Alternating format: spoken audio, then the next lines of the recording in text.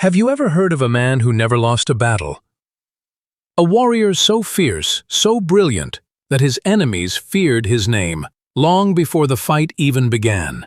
That man was Khalid ibn al-Walid, the sword of Allah. But his story isn't just about blood and swords. It's about faith, loyalty, controversy, and a legacy that still echoes through history. So, who was Khalid ibn al-Walid? And how did he become one of the greatest military commanders the world has ever seen? Let's dive deep and find out. Khalid was born into the powerful Quraysh tribe in Mecca around 592 CE, in a time of great tension and change. His family was noble and well-respected. But Khalid himself was known for being bold, fearless, and sometimes even rebellious. Imagine that.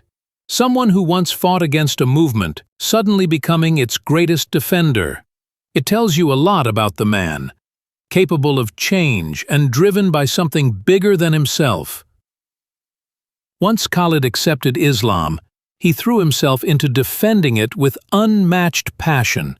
Early on, he earned a fierce reputation on the battlefield. His courage was contagious. Soldiers looked up to him, not just as a leader, but as a symbol of strength and hope. One of his earliest and most significant victories was the Battle of Mu'tah against the Byzantine Empire. Though outnumbered, Khalid's leadership turned the tide and saved the Muslim army from disaster. That battle announced Khalid as a force to be reckoned with. The Battle of Yarmouk. Then came the Battle of Yarmouk in 636 CE. A clash so monumental it changed the course of history. The Byzantine Empire was one of the most powerful forces of the time, determined to crush the Muslim armies. They assembled an enormous force, confident of victory. But Khalid's strategy was unlike anything the Byzantines had faced before. He used speed, surprise, and deep knowledge of the terrain to outmaneuver a much larger army. For 6 intense days, the battle raged. Khalid's cavalry struck hard and fast, breaking enemy lines repeatedly.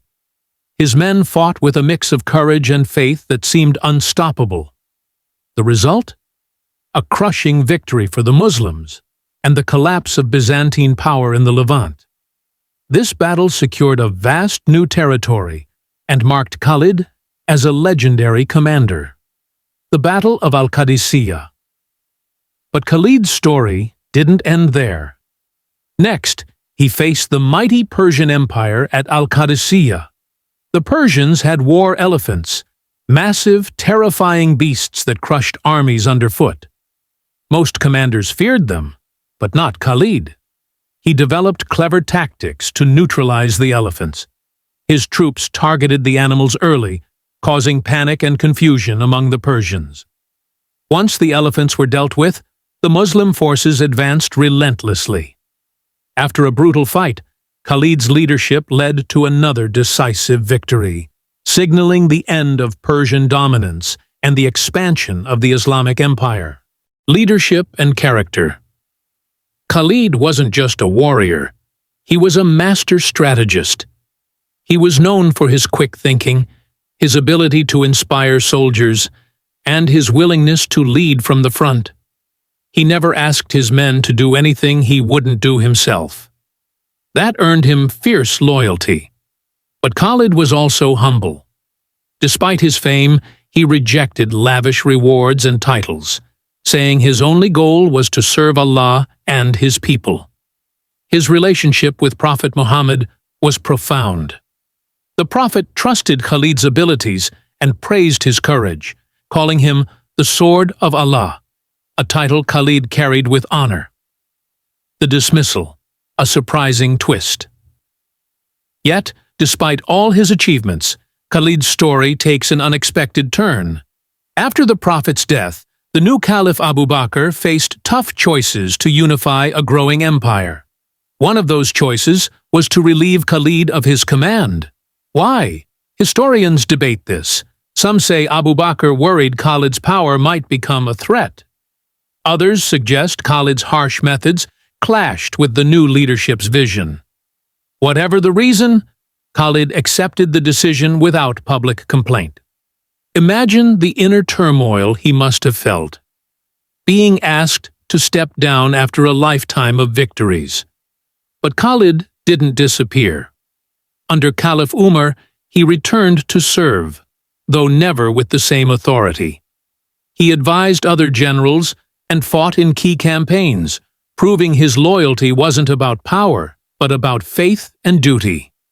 Even without command, Khalid's presence was a symbol of strength and experience that inspired those around him. Retirement and legacy. Eventually, Khalid retired to Medina, living a quiet life away from battles and politics. He reflected on a life marked by glory and hardship, of faith tested and victories won. When he passed away around 642 CE, he left behind a legacy unmatched by most warriors in history. Khalid ibn al-Walid's legacy is complicated.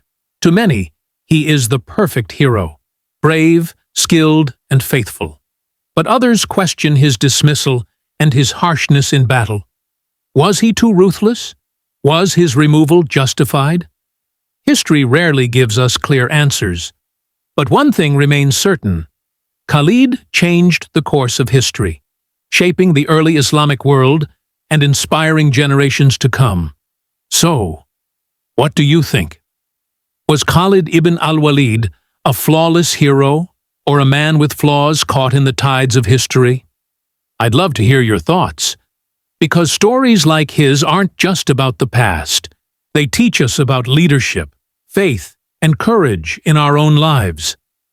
If you enjoyed this deep dive into the life of Khalid ibn al-Walid, hit that like button and subscribe for more stories that bring history to life.